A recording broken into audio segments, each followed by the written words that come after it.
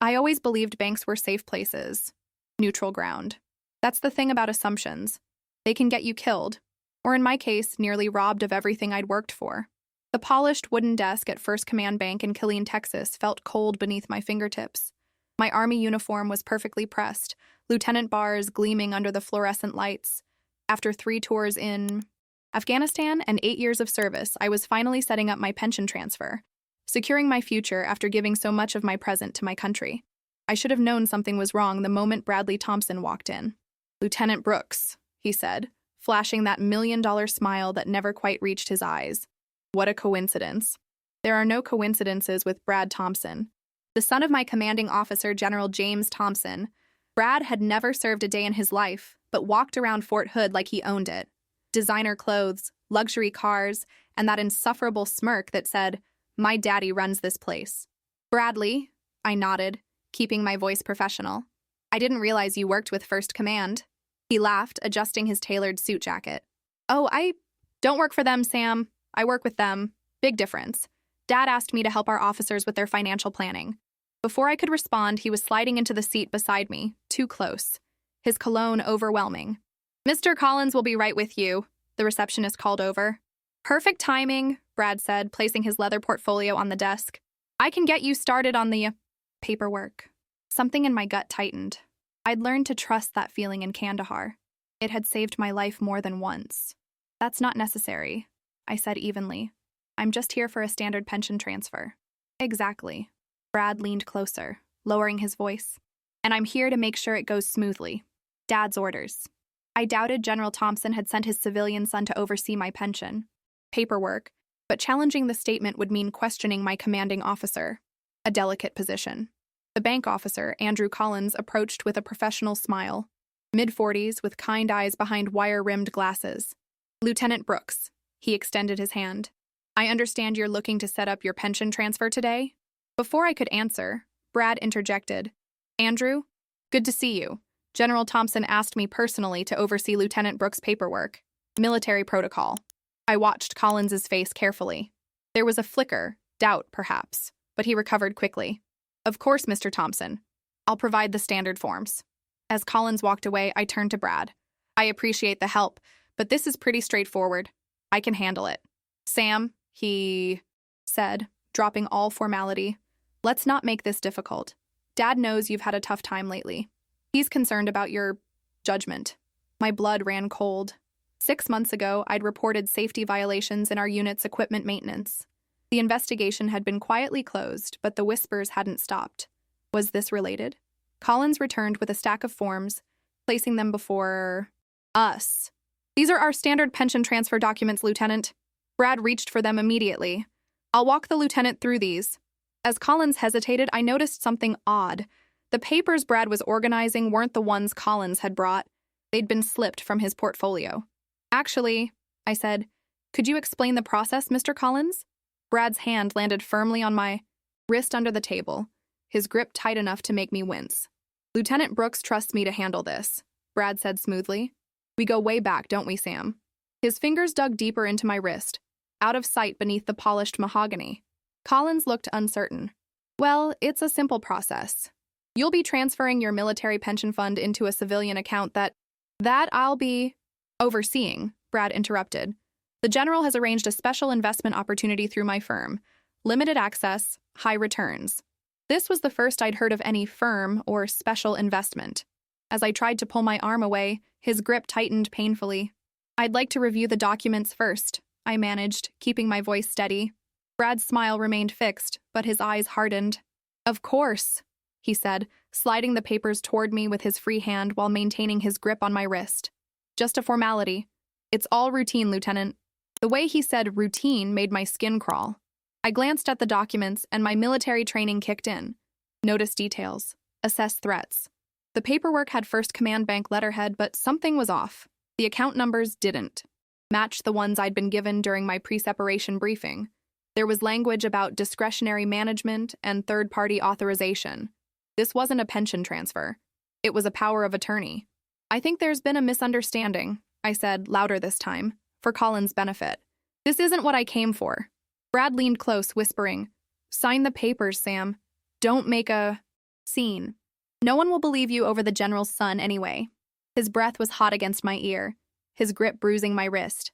In Afghanistan, I'd faced insurgents with AK-47s who hadn't made me feel as trapped as I did in this quiet bank in Texas. Collins hovered nearby, clearly sensing tension but uncertain how to proceed. "Is everything all right, Lieutenant?" he asked. "Fine," Brad answered for me. "She's just nervous about civilian finances." "Soldiers, right?" He laughed, as if we were sharing a joke. I made a decision then, the kind you make when your back is against the wall. While Brad maintained his crushing grip on my left wrist, I used my right hand to reach for a pen. He mistook this for compliance, his grip loosening slightly. Instead of signing, I scribbled 3 words on a I. Deposit slip, forced signature, help. With a subtle movement, I slid the note toward Collins as I pretended to read the documents. The bank officer's eyes widened almost imperceptibly. Without changing his expression, he picked up the note, gave a slight nod, and said, "Excuse me for one moment. I need to verify something in our system." Brad didn't suspect anything. "Take your time," he said, confidently. "We're not going anywhere." As Collins walked away, Brad turned to me, his voice dropping to a menacing whisper. "You've got 2 options, Lieutenant. Sign these papers and walk out of here with your reputation intact, or make a fuss and watch your career disappear. Dad respects you, but he'll believe me. He always does." I stared straight ahead, my military training the only thing keeping me composed. "What exactly are you trying to do here, Bradley?" His smile turned cruel. "Let's call it a financial opportunity. Your pension goes into a fund I manage, and maybe, if you're lucky, you'll see some of it again someday." "That's theft," I said quietly. "That's business," he countered. "And by the time anyone figures it out, if they ever do, the money will be untraceable." I noticed movement at the bank entrance. Collins must have triggered some kind of alert because the security guard was suddenly paying very close attention to our table. "What makes you think I'll sign?" I asked, stalling. Brad's grip tightened again, making me bite my lip to keep from gasping. "Because soldiers follow orders, Sam, and right now, I'm ordering you to sign. Besides," he added with a smirk, "I've done this before. Military personnel are so trusting when they hear my last name." A chill ran through me. How many others had he done this to? How much money had he stolen from people who'd risked their lives for their country? I was about to respond when the heavy glass doors of the bank swung open forcefully. The entire room fell silent. There, in full dress uniform, stood General James Thompson himself.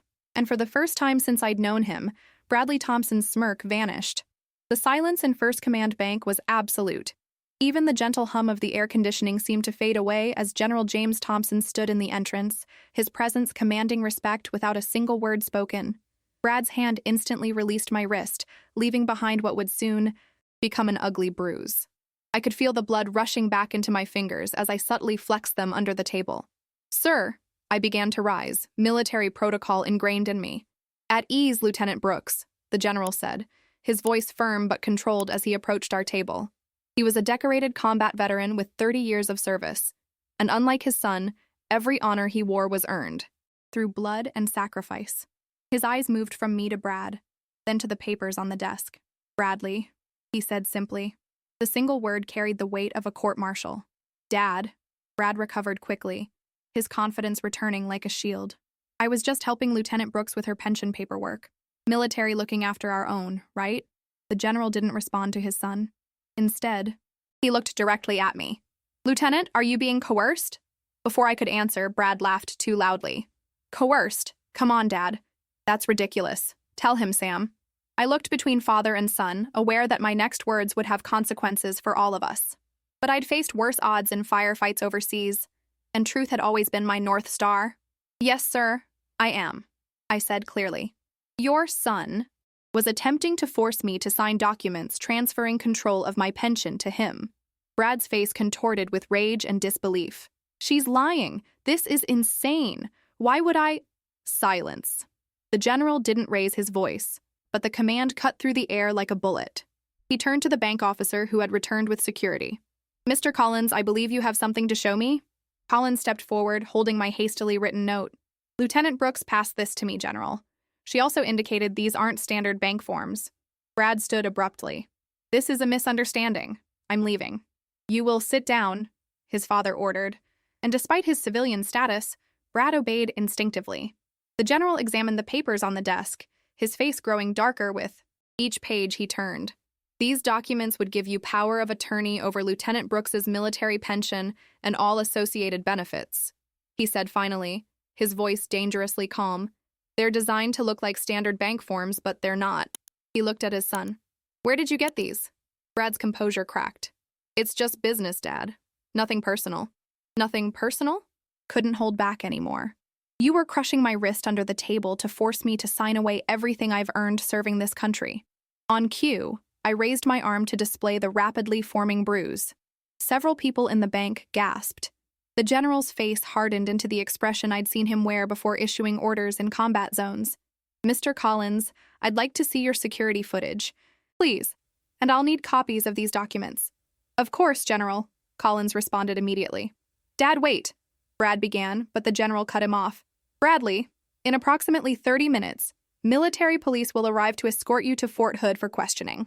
Lieutenant Brooks will be filing charges, both civilian and under military code, for attempted fraud, coercion, and assault. Brad's face drained of color. You can't be serious. I'm your son. And that, the general said, his voice thick with disappointment, is the only reason you're not in handcuffs already. He turned to me. Lieutenant, I owe you an apology. It appears my son has been exploiting his connection to me to target military personnel for financial fraud. The general straightened, every inch the commander I'd always respected. I'd like your permission to have our JAG officers review all of Bradley's financial activities. I suspect you're not his first victim. Yes, sir, I nodded. Permission granted. Brad stood again, desperation in his eyes. This is ridiculous. It's her word against mine, and I'm sitting in a bank full of witnesses and security cameras. The general finished for him, and attempting to defraud an officer under my command. He stepped closer to his son. Did you really think I wouldn't notice? Did you think I wouldn't care? For the first time, I saw uncertainty cross Brad's face. Dad, please. The general turned to Collins. Is there somewhere Lieutenant Brooks and I can speak privately while we wait for the MPs? Collins nodded. You can use our conference room. I'll have security keep an eye on Mr. Thompson. As we walked away, Brad called after us. Sam, don't do this. I can make this worth your while. I didn't look back. In the conference room, the general's formal demeanor softened slightly. Lieutenant Brooks, Samantha, I want to personally apologize. I had no idea Bradley was doing this. I sat carefully, my wrist throbbing. With all due respect, sir, I think he's been doing it for a while. He mentioned that he'd done this before. The general nodded grimly. We'll investigate thoroughly. No stone unturned. He hesitated, then asked, How did you know to pass that note to the bank officer? I thought about the question. Instinct, sir. The same instinct you've trained into us for combat situations. Assess the threat. Identify allies, create a diversion, find an escape route. He nodded, a hint of pride breaking through his professional mask.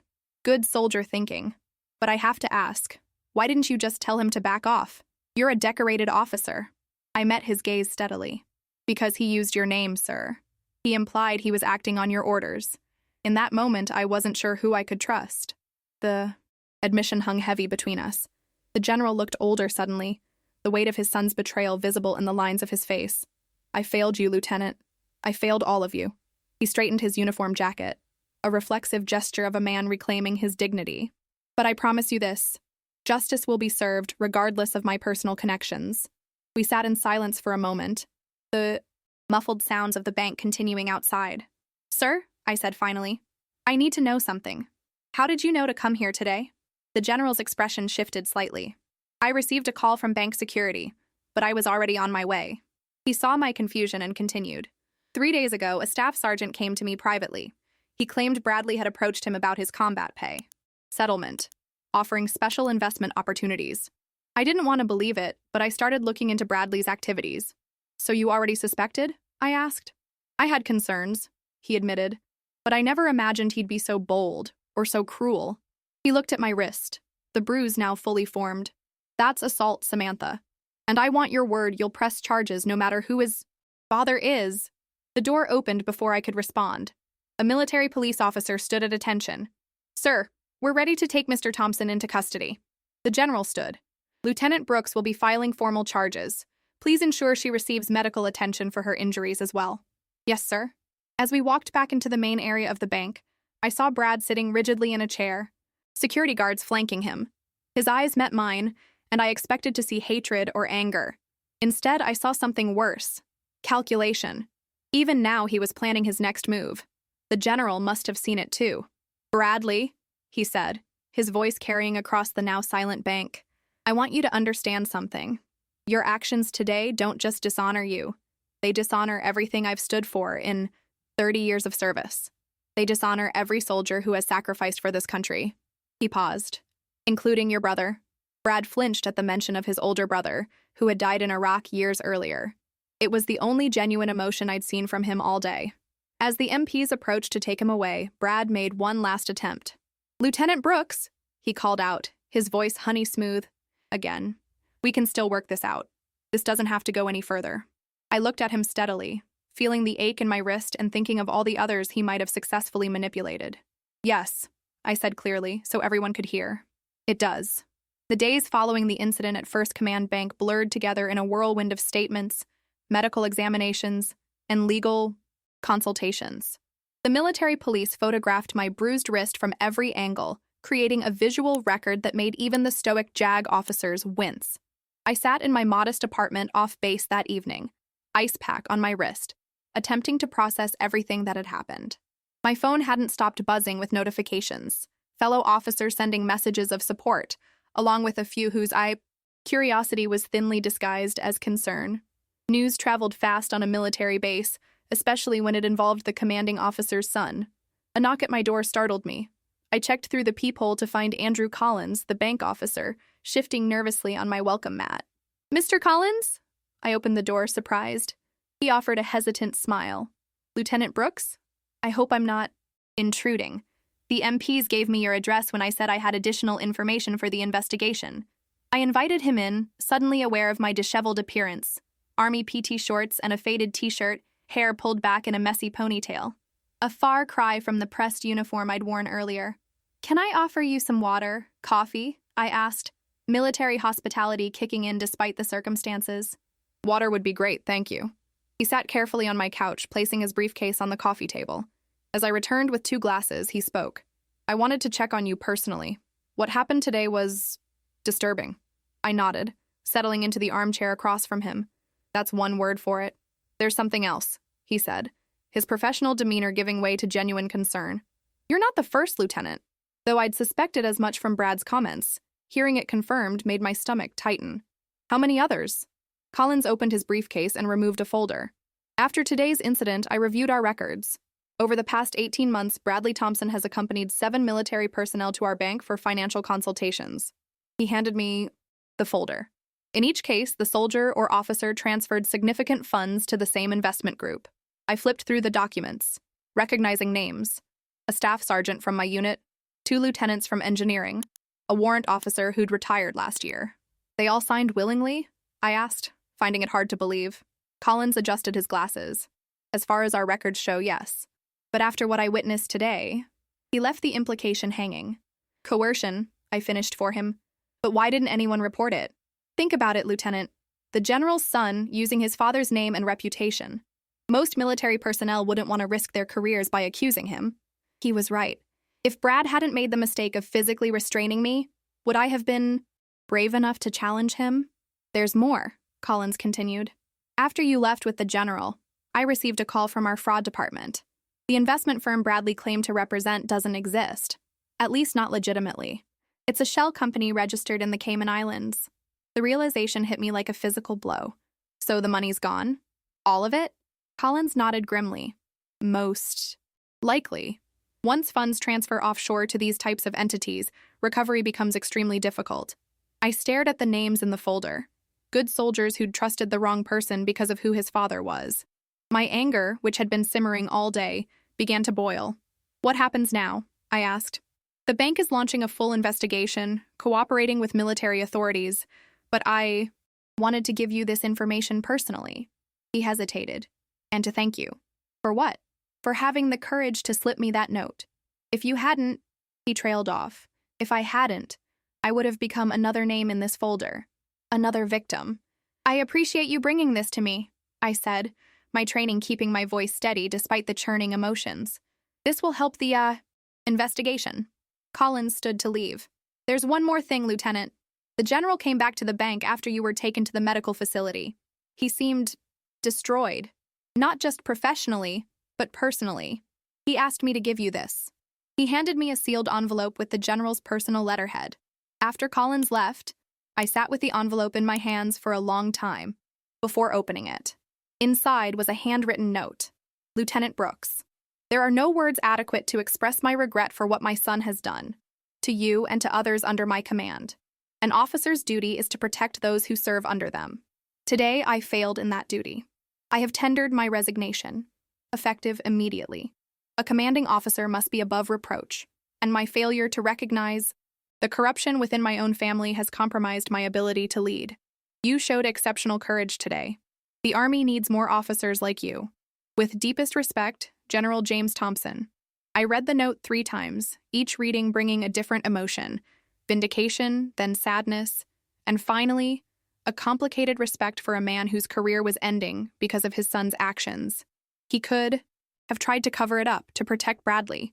Instead, he chose honor, even at great personal cost.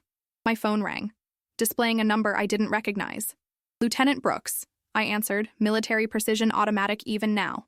Lieutenant, this is Colonel Winters from JAG Corps. The voice was crisp, authoritative. We've uncovered information suggesting Bradley Thompson's activities extend beyond 1st Command Bank. I need you in my office at Oro 800 tomorrow. Yes, sir, I responded automatically. And Lieutenant, this investigation is now classified. No discussions with anyone, understood? Understood, sir. I slept fitfully that night, dreams filled with flashes of Brad's smirk turning to General Thompson's devastated face. By morning, my resolve had hardened. This wasn't just about my pension anymore. It was about every soldier who had been victimized, about the integrity of the system we had all sworn to uphold. The JAG office was buzzing with unusual activity when I arrived. I was immediately ushered into a conference room where Colonel Winters sat with 2 civilian men in suits. Lieutenant Brooks, the colonel began. These gentlemen are from the FBI's Financial Crimes Division. It appears Bradley Thompson's scheme was more extensive than we initially believed. One of the agents nodded. We've been tracking suspicious financial activities connected to military personnel for months.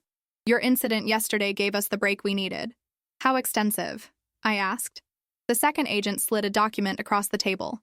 Preliminary investigation suggests at least 32 service members have been defrauded, totaling approximately $3.6 million in stolen funds. I felt the blood drain from my face. 32? How is that possible? How did no one notice? Colonel Winters' expression was grim. Bradley Thompson was careful. He targeted service members who were transitioning out, deploying, or otherwise unlikely to notice irregularities immediately. He used his father's name and reputation as a shield. And he had help, the first FBI agent added. We believe at least 2 bank employees were complicit. Not Collins? I asked, alarmed. No, the agent assured me. Mr. Collins appears to be the one who initially flagged the suspicious patterns that brought this to our attention. His actions yesterday accelerated our investigation significantly. The meeting continued for hours as I provided detailed statements about everything that had happened. By the time we finished, the bruise on my wrist had darkened to a deep purple, a physical reminder of how close I'd come to becoming another statistic. As I prepared to leave, Colonel Winters stopped me. Lieutenant, there's one more thing you should know. General Thompson's resignation has been declined. I looked up in surprise. Sir? The commanding general felt that accepting his resignation would send the wrong message, that officers should fall on their swords for the actions of family members beyond their control. Instead, General Thompson has been tasked with overseeing the reforms that will prevent this from happening again. A complex mix of emotions washed over me. Relief that a good officer wouldn't lose his career, uncertainty about how this would affect our working relationship going forward. And Bradley? I asked. Colonel Winters' expression hardened. Civilian authorities have taken him into custody. Multiple charges of fraud, coercion, assault. Given the evidence, including your statement and the security footage, he's looking at significant time. As I walked across the base back to my quarters, I noticed soldiers looking at me differently. Not with pity, as I'd feared, but with something that looked remarkably like respect. The preliminary hearing for United States versus Bradley Thompson was scheduled 6 weeks after the incident. Despite the FBI's involvement and the extensive nature of the fraud, the case was being handled in the federal courthouse in Killeen rather than being moved to a larger jurisdiction, a decision I suspected was meant to minimize media attention. I arrived at the courthouse in my Class A uniform, every button polished, every seam perfect. As the primary witness, I wanted to present the image of the professional soldier I was, not the victim Bradley had tried to make me. The courthouse steps were mercifully free of press, though a few local reporters lingered near the entrance. I kept my eyes forward, chin up, the posture of an officer ingrained after years of service. Inside, the government prosecutor, a sharp-eyed woman named Evelyn Martinez, waited for me in a small conference room. "Lieutenant Brooks?" she greeted me, extending her hand. "Thank you for being here. I know this isn't easy." I shook her hand, firmly. "Just doing my duty, ma'am." She smiled slightly. "From what I've gathered, that's your standard operating procedure." She gestured for me to sit. "I want to prepare you for what to expect. The defense attorney is Thomas Whitfield, former JAG, now private practice, specializing in defending high-profile clients." "What's his approach?" I asked, military mind going straight to tactics. "Aggressive," Martinez replied frankly. "He'll try to paint Bradley's actions as misunderstood financial advice rather than fraud. He'll question your interpretation of events, suggest you overreacted. And the bruises on my wrist? The security footage? The falsified documents?" I countered. "All strong evidence in our favor," she assured me. "But Whitfield is skilled at creating reasonable doubt. Just stick to the facts, exactly as they happened. Don't let him provoke an emotional response." I nodded, mentally preparing for battle, different from the ones I'd trained for, but combat nonetheless. "There's one more thing you should know," Martinez added, her tone shifting. "General Thompson will be in attendance." I kept my expression neutral despite my surprise. "In what capacity?" "As an observer. The defense subpoenaed him, but we've successfully argued that his testimony isn't relevant to the specific charges against his son." She studied my reaction. "Will his presence be a problem for you?" I thought about the note he'd sent, about his willingness to hold his son accountable despite the personal cost. "No, ma'am. No problem." The courtroom was smaller than I'd expected, with dark wood paneling and the seal of the United States displayed prominently behind the judge's bench. I spotted General Thompson immediately, sitting rigidly in the back row, alone. Our eyes met briefly before I took my place near the prosecution table. Bradley was brought in wearing a suit that probably cost more than 3 months of my salary. Gone was the smirk I remembered. In its place, a somber expression clearly designed to convey respectability. His attorney, Whitfield, exuded confidence, greeting Martinez with practiced cordiality before returning to his client. The judge entered, and proceedings began with the formal reading of charges: wire fraud, financial institution fraud, identity theft, coercion, and assault. Bradley pleaded not guilty to all counts, his voice carrying just the right note of indignation. When I was called to testify, I walked to the witness stand with the measured pace of a military parade, swore the oath with clear conviction, and sat with perfect posture. Martinez established the basic facts of my career, my reason for being at First Command Bank that day, and the sequence of events leading up to the confrontation. I recounted everything with precision, neither embellishing nor minimizing what had occurred. "And why did you believe Mr. Thompson was attempting to defraud you?" she asked. "The documents he presented were not standard bank forms, though they were designed to appear that way," I explained. "They would have granted him power of attorney over my military pension and benefits. When I hesitated to sign, he applied physical force to my wrist under the table, out of sight of others in the bank." Martinez displayed photographs of my bruised wrist on the courtroom monitor. "Are these accurate depictions of the injuries you sustained?" "Yes, ma'am." "No further questions at this time," Martinez concluded, returning to her seat. Whitfield approached with the confident stride of a man who believed he controlled the room. "Lieutenant Brooks, thank you for your service," he began, his voice warm. "I want to clarify a few points about that day." I nodded, maintaining my professional demeanor. "You've testified that my client attempted to defraud you, but isn't it true that you never actually signed any documents?" "Correct. I refused to sign." "So no fraud actually occurred," he suggested smoothly. "Objection," Martinez interjected. "Attempted fraud is still a crime." "Sustained," the judge ruled. Whitfield pivoted. "Lieutenant Brooks, you claim my client applied force to your wrist. Could it be possible that what you interpreted as force was simply an attempt to guide your hand on the paperwork? I met his gaze steadily. No, sir.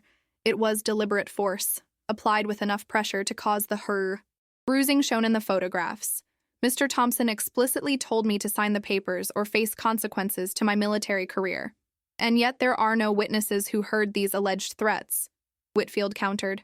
Mr. Thompson was careful to speak quietly, ensuring only I could hear him, I responded. However, my note to the bank officer and the security footage support my account. Whitfield changed tactics. Lieutenant, is it possible that, given the stressful nature of military service, you misinterpreted a civilian's attempt at financial guidance? I felt a flash of anger but kept my voice even. Sir, I've made life or death decisions under enemy fire. I'm quite capable of distinguishing between financial guidance and criminal coercion. A murmur ran through the courtroom. From the corner of my eye, I saw General Thompson's posture straighten further, if that was possible. Whitfield's expression tightened at my response. He glanced at the jury, assessing the impact of my words before continuing his cross-examination. Lieutenant Brooks, have you ever had disagreements with General Thompson regarding your performance evaluations? He asked abruptly, changing course. Objection, relevance, Martinez called immediately. I'm establishing potential bias, Your Honor, Whitfield argued. The judge considered briefly. I'll allow it, but tread carefully, Counselor. I straightened in my seat. No, sir. General Thompson has always been fair in his assessments of my service. So there's no professional grudge that might motivate you to make, accusations against his son? None whatsoever, I replied firmly. I respect General Thompson greatly. Whitfield picked up a document from his table. Are you aware that my client has worked with several financial institutions to help military personnel manage their pensions?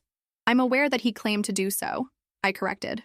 However, the FBI investigation has revealed that the investment firm he purported to represent doesn't legitimately exist. Whitfield's smile faltered momentarily. He hadn't expected me to know that detail. The investigation is ongoing, Lieutenant. No conclusions have been reached. He approached closer. Isn't it possible that you, as someone with limited financial experience, misunderstood the nature of the investment opportunity my client was offering? I looked directly at Bradley, then back to his attorney. Sir, when someone physically restrains you while demanding you sign documents transferring control of your pension, it's not a misunderstanding. It's a crime. The cross-examination continued for another hour, with Whitfield attempting to undermine my credibility through increasingly desperate angles. But military training had prepared me. Well, I remained factual, composed, and unwavering. When I was finally excused, Martinez gave me a subtle nod of approval. As I walked past the defense table, Bradley's eyes met mine. The calculated charm was gone, replaced by cold hatred that sent an involuntary chill down my spine. Outside the courtroom during a recess, I found a quiet corner to decompress, rolling my shoulders to release the tension that had built during testimony. I was surprised when General Thompson approached, stopping at a respectful distance. Lieutenant Brooks, he said formally. Sir, I acknowledged, automatically moving to attention. At ease, he said quietly. This isn't an official interaction. We stood in uncomfortable silence for a moment before he spoke again. I watched your testimony. You conducted yourself with honor and precision. Thank you, sir. He looked older than he had 6 weeks ago. New lines etched around his eyes. I've spent my career believing that integrity is non-negotiable in a leader, that we must hold ourselves to the highest standard. His voice was steady, but I could hear the cost behind each word. I failed to apply that standard close to home. Sir, with respect, you didn't commit these crimes, I said carefully. No, but I created the environment that allowed them to happen. He met my gaze directly. I wanted you to know that I've ordered a complete audit of all financial transactions Bradley facilitated for military personnel under my command. The Army will make restitution to every soldier who was defrauded. I was stunned. That's substantial, sir. It's necessary, he replied simply. And insufficient. Money can be replaced. Trust is harder to restore. Before I could respond, Martinez approached. Lieutenant, they're calling us back in. The bank's security officer is testifying next. I nodded, then turned back to the general. Sir, if I may ask, why are you here today? The defense couldn't compel your testimony. His expression was resolute. Because a leader faces difficult truths, Lieutenant, no matter how painful they may be. As we re-entered the courtroom, I noticed several unfamiliar faces had joined the gallery. Martinez leaned close.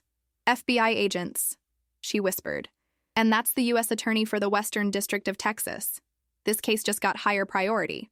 The security officer's testimony was damning, providing frame-by-frame analysis of the bank's footage that clearly showed Brad restraining my wrist under the table.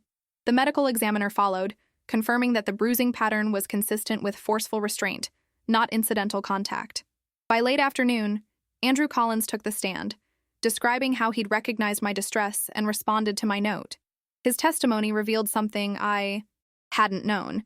He'd previously flagged several suspicious transactions involving Bradley, but had been overruled by senior bank management.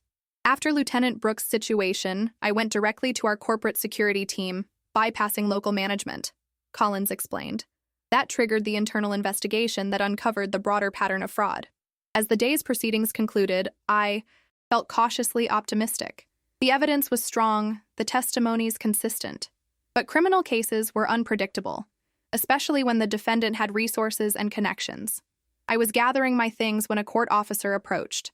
"Lieutenant Brooks? The U.S. Attorney would like a word, if you're available." She led me to a small conference room where a silver-haired man in an impeccable suit waited. "Lieutenant, I'm Richard Hargrove, U.S. Attorney. Your testimony today was exceptional." "Thank you, sir. I'll be direct.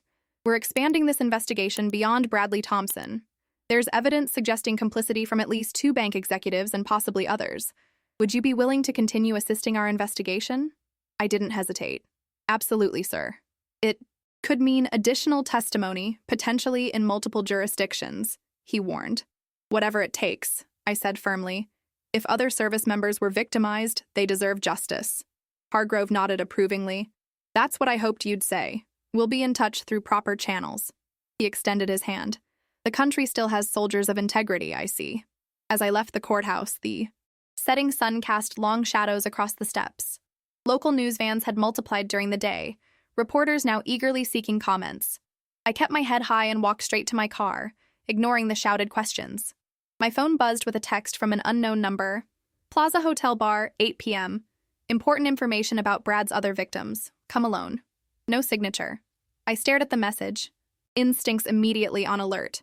It could be legitimate. Someone with valuable information too afraid to come forward officially. Or it could be a trap, an attempt to compromise me or worse. After considering my options, I forwarded the text to Martinez with a brief note explaining my concerns, then called the FBI agent who'd been present at my JAG briefing weeks ago. "Agent Donovan," he answered, crisply. "Sir, this is Lieutenant Brooks. I've received what might be a lead, but something doesn't feel right about it." "Trust your instincts, Lieutenant," he replied after I explained. "We'll have plainclothes agents at the location. Proceed as if you're accepting the meeting, but we'll intercept whoever shows up first." That night, instead of going to the plaza, I waited in an FBI surveillance van 2 blocks away, watching through cameras as 2 men entered the hotel bar at the appointed time. They waited 30 minutes before one made a call, clearly agitated. "That's Jason Mercer," Agent Donovan identified.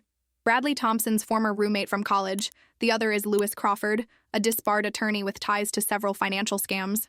"What were they planning?" I asked, watching as FBI agents approached the men. "Based on what we found in their vehicle, nothing good," Donovan said grimly. "Let's just say it's fortunate you didn't go in alone." Later, I learned they'd been carrying both recording devices and drugs, planning to either blackmail me or create a compromising situation that would discredit my testimony. I returned to my apartment that night with a new security detail and the sobering realization that this case had more dangerous dimensions than I'd initially understood. Brad Thompson wasn't just fighting criminal charges. He was fighting to preserve a network of fraud that extended far beyond what we'd uncovered. As I double-checked my locks, I wondered how many others had been silenced by threats, blackmail, or worse. And I renewed my determination to ensure that didn't happen again, no matter the personal cost. "The pattern is consistent across all victims," I explained, pointing to the financial records spread across the conference table at the FBI field office. First, Bradley identifies military personnel with substantial pensions or combat pay settlements. Then he approaches them, using his father's name to establish trust. Finally, he steers them toward these fraudulent investment vehicles. It was 3 days after the preliminary hearing, and I'd been temporarily assigned to assist the FBI's investigation.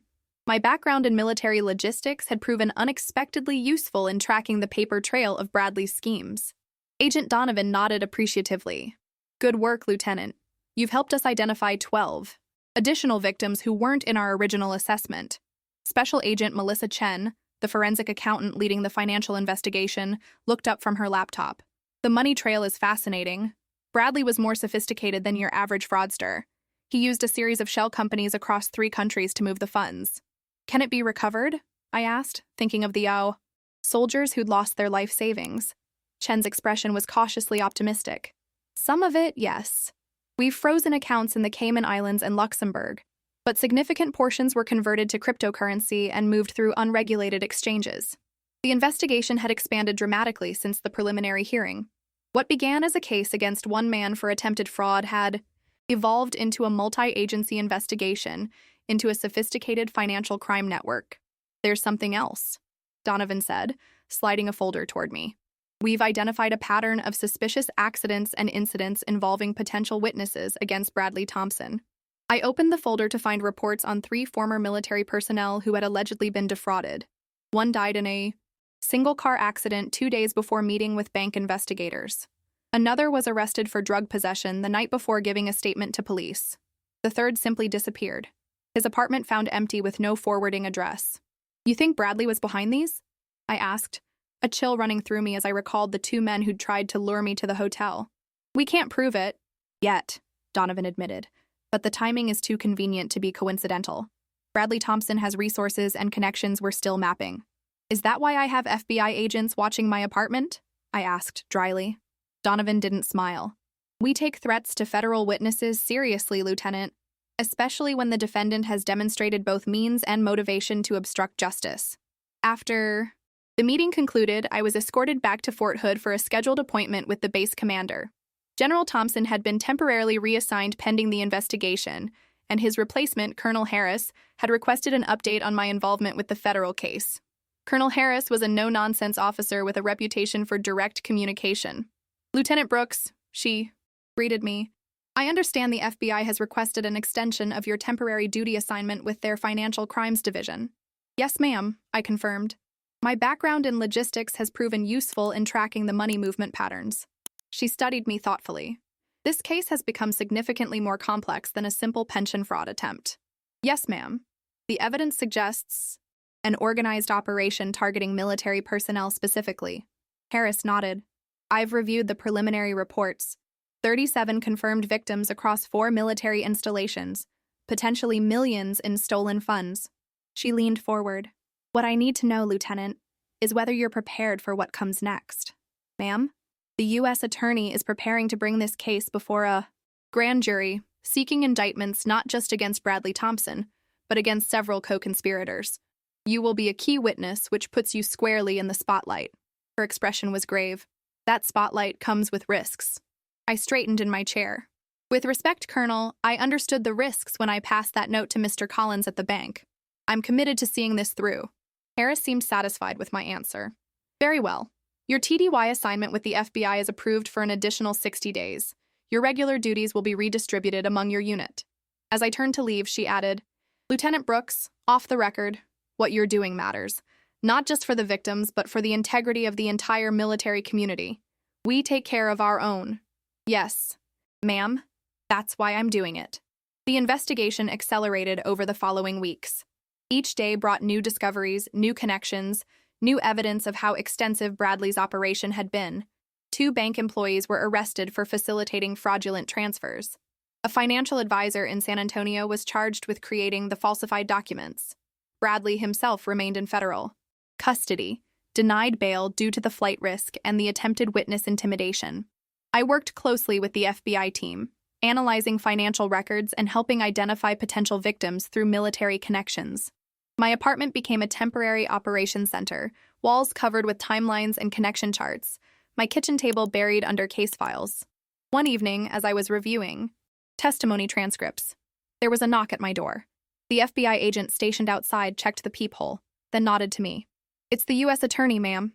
I opened the door to find Richard Hargrove looking grimmer than when we'd met after the preliminary hearing. Lieutenant Brooks, may I come in? There's been a development you need to know about.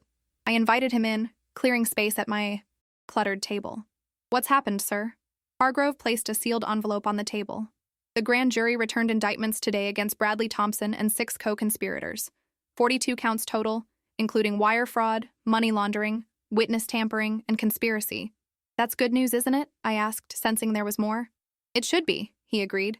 But about an hour after the indictments were filed, Bradley Thompson disappeared. My blood ran cold. Disappeared? How is that possible? He was in federal custody.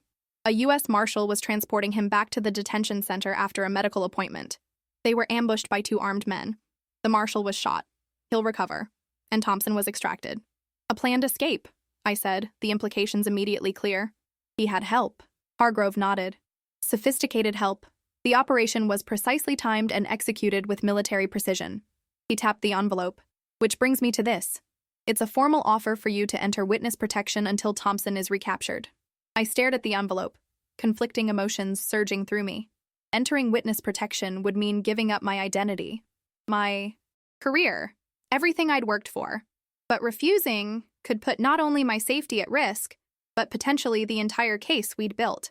How long do I have to decide? I asked finally. 24 hours, Hargrove replied.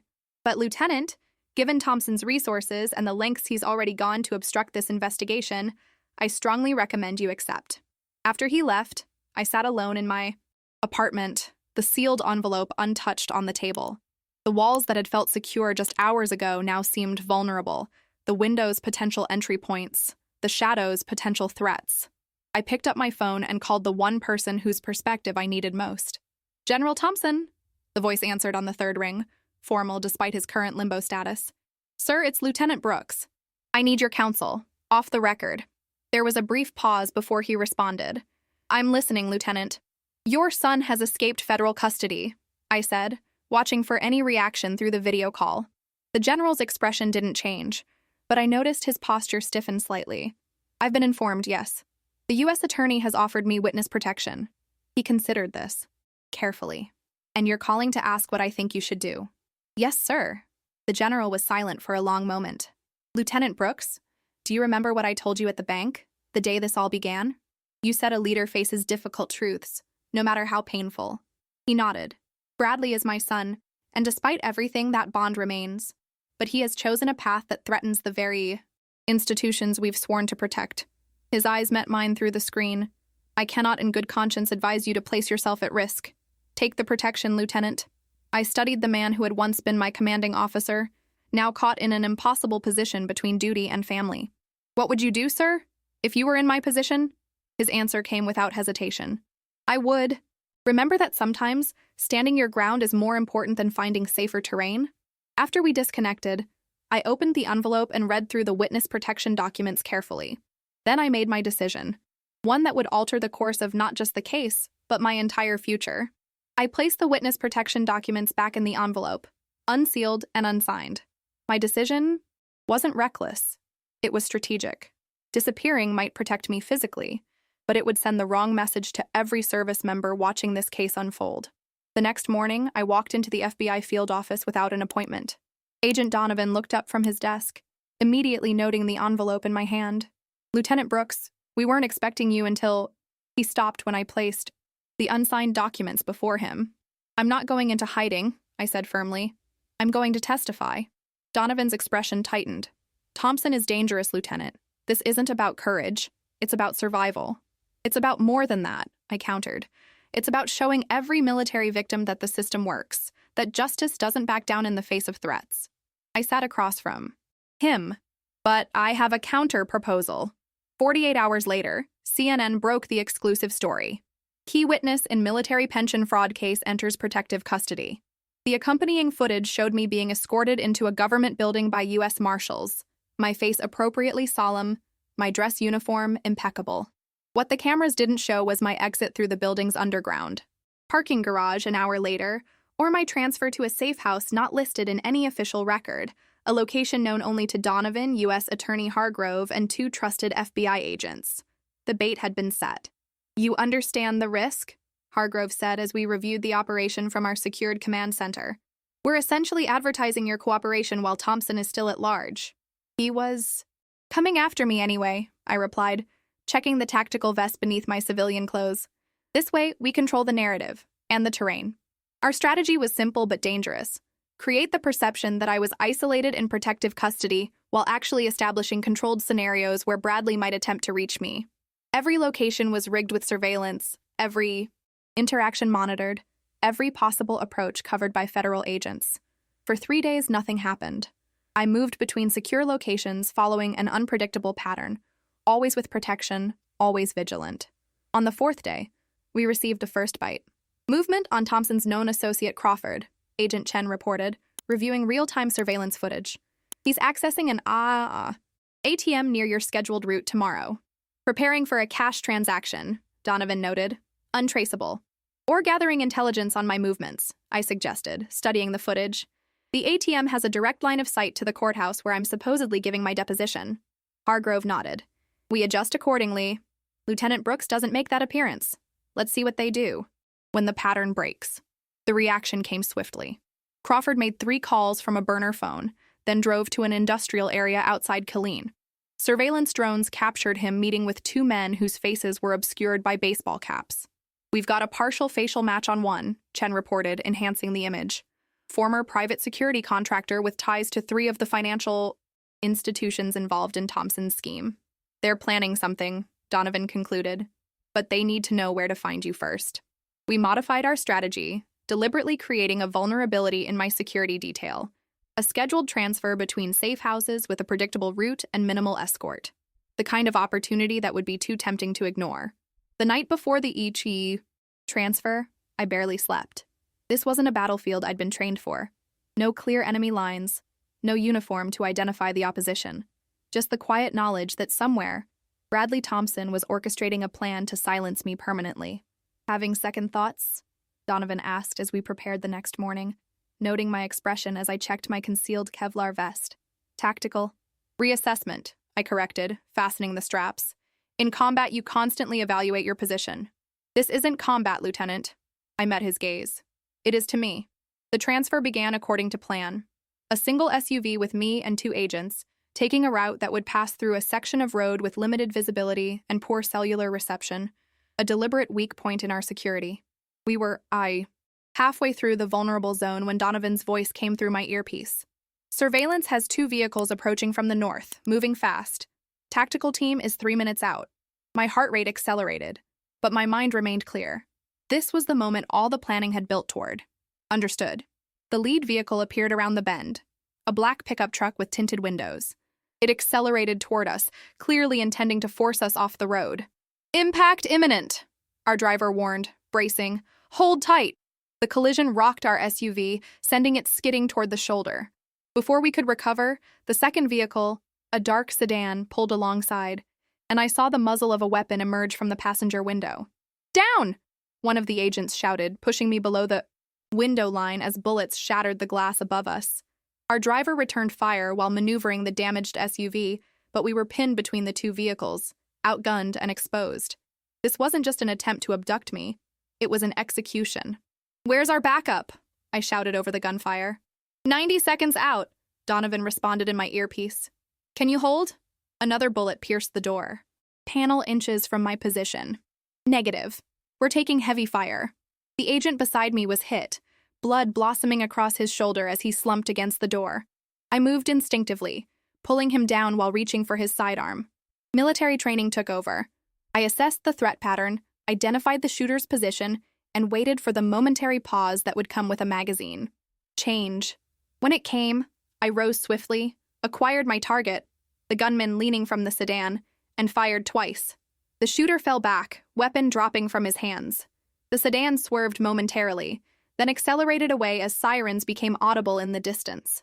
The pickup truck followed suit, disappearing around a bend as our backup finally arrived. Agent down, need immediate medical, I reported, applying pressure to the wounded agent's shoulder. Suspects fleeing northbound in a black pickup and dark sedan. At least 1 suspect hit. The next few hours were a blur of medical teams, tactical debriefs, and evidence collection. The wounded agent was stabilized and evacuated, while forensic teams processed bullet casings and blood evidence from the scene. You did good work out there, Donovan told me as we reviewed the footage from our SUV's dashboard camera. That was textbook combat response. I watched the recording of myself returning fire with steady hands and focused precision. It wasn't my first ambush. Later that evening, we received the confirmation we'd been waiting for. The blood at the scene matched Bradley Thompson's DNA profile. He was there personally, Hargrove said, reviewing the report, not just orchestrating from afar. Because it was personal, I replied. He wanted to see me eliminated. And now he's wounded, desperate, and his location is compromised, Donovan added. Perfect combination to force a mistake. That mistake came sooner than expected. Hospital alerts were flagged for gunshot wounds matching our shooter's description, and surveillance teams identified Bradley at an urgent care clinic in San Antonio, using a false identity but clearly seeking treatment for a gunshot wound to his upper chest. Federal agents moved in within the hour, securing the facility and taking Bradley Thompson back into custody, this time with no possibility of bail or medical furloughs. His co-conspirators were rounded up in coordinated raids across 3 states.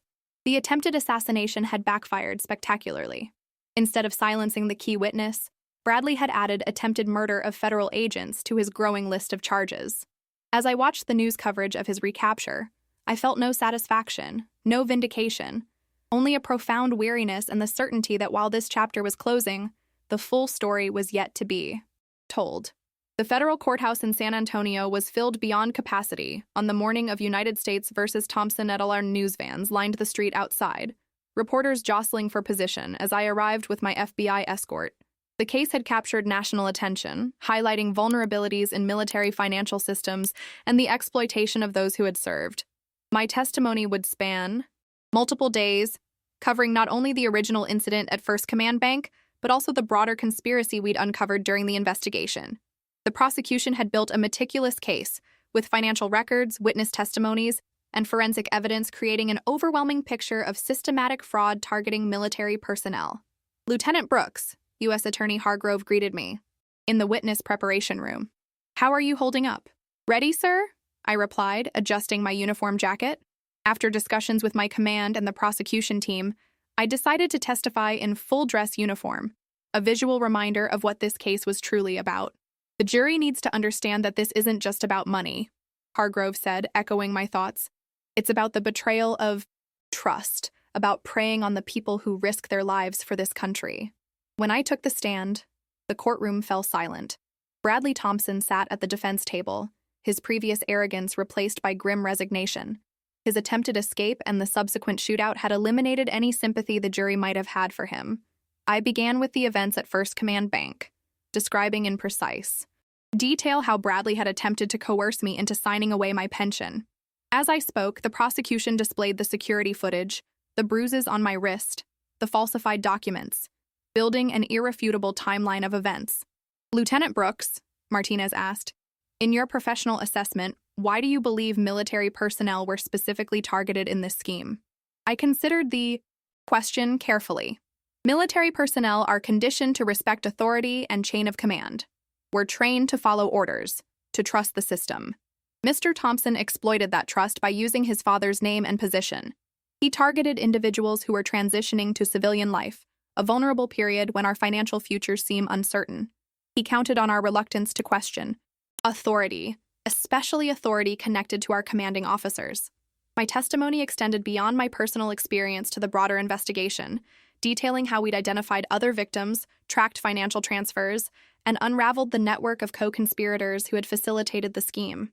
During cross-examination, Bradley's new defense attorney, Whitfield, having withdrawn from the case after the escape attempt, focused on technicalities and procedural questions rather than challenging the substance of my testimony. The evidence was simply too overwhelming to dispute. On the 3rd day of the trial, an unexpected witness was called, General James Thompson. He entered the courtroom in full uniform, his bearing impeccable despite the obvious personal toll the proceedings had taken. The gallery murmured as he took the stand, all eyes moving between father and son. "General Thompson," Martinez began, "could you describe your relationship with your son, the defendant?" "Bradley is my son," he stated simply. "I love him, as any father would, but love does not excuse actions, particularly actions that harm those under my command.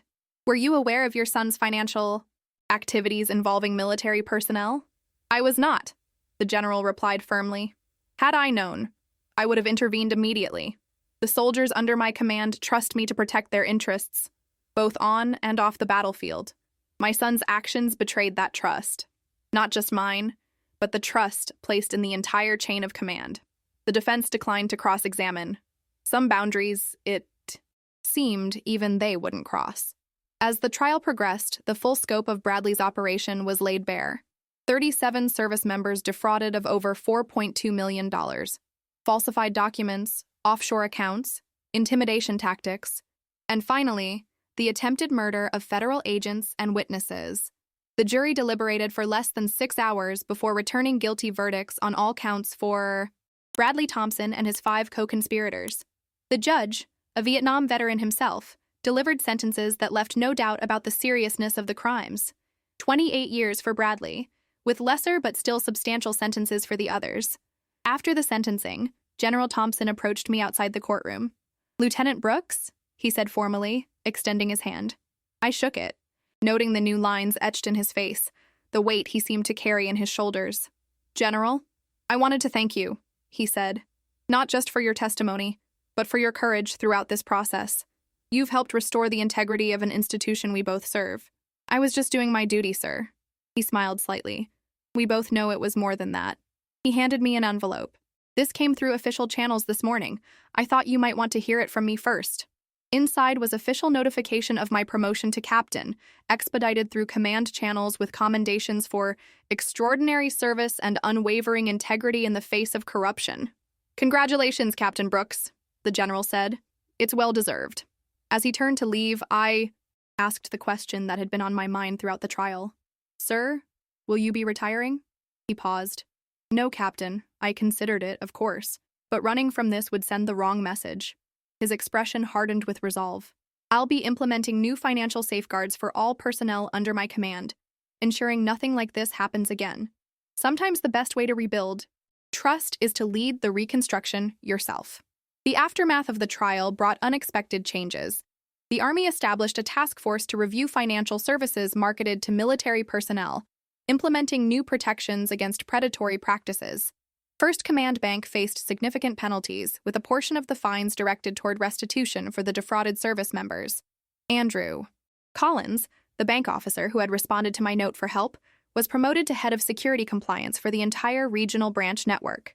His new role focused specifically on protecting military clients from financial exploitation. As for me, my promotion came with a new assignment: developing financial security training programs for military personnel transitioning to civilian life. The very vulnerability Bradley Thompson had exploited would now be addressed systematically, turning a painful lesson into preventative education. 6 months after the trial concluded, I visited Arlington National Cemetery, standing before the grave of Bradley's older brother, the son General Thompson had lost in Iraq years earlier. I placed a small stone on the headstone, a military tradition of remembrance. "Lieutenant Brooks," the voice came from behind me. General Thompson stood a few paces away, his own small stone in hand. "Captain now, sir," I reminded him gently. "Of course. Old habits." He approached, placing his stone beside mine. Michael was everything Bradley wasn't: honorable, dedicated, selfless. I sometimes wonder if losing him changed Bradley, or if it simply revealed what was already there. We stood in silence for a moment, the autumn leaves drifting around us. "I never thanked you properly," I said finally. "For what?" "For believing me. For standing by the truth, even when it meant standing against your son." The general looked at me thoughtfully. "You know what Michael used to say? The true test of leadership isn't how you act when it's easy, but the stand you take when it costs you everything." He glanced back at the grave. I try to honor him by remembering that. As we walked back through the rows of white markers, the general asked about my new position, my plans for the training program. Our conversation was no longer that of commander and subordinate, but of 2 soldiers who had weathered a different kind of battle together. Later that evening, I stood on the balcony of my new apartment in Washington, D.C., watching the sunset over the monuments in the distance. My phone buzzed with a message from Agent Donovan. The final offshore accounts had been located, and the remaining stolen funds would be returned to the victims within weeks. I thought about the day at First Command Bank that had changed everything, how close I'd come to becoming another name in a file of victims, how a simple note, forced signature, help, had been the first link in a chain that ultimately brought down an entire criminal network. Sometimes the most important battles we fight aren't on foreign soil, But in quiet moments when we're tested, when standing our ground matters more than finding safer terrain, I'd entered the army believing that courage meant facing enemy fire without flinching. I now understood it was more than that. True courage was standing for what's right, especially when standing alone.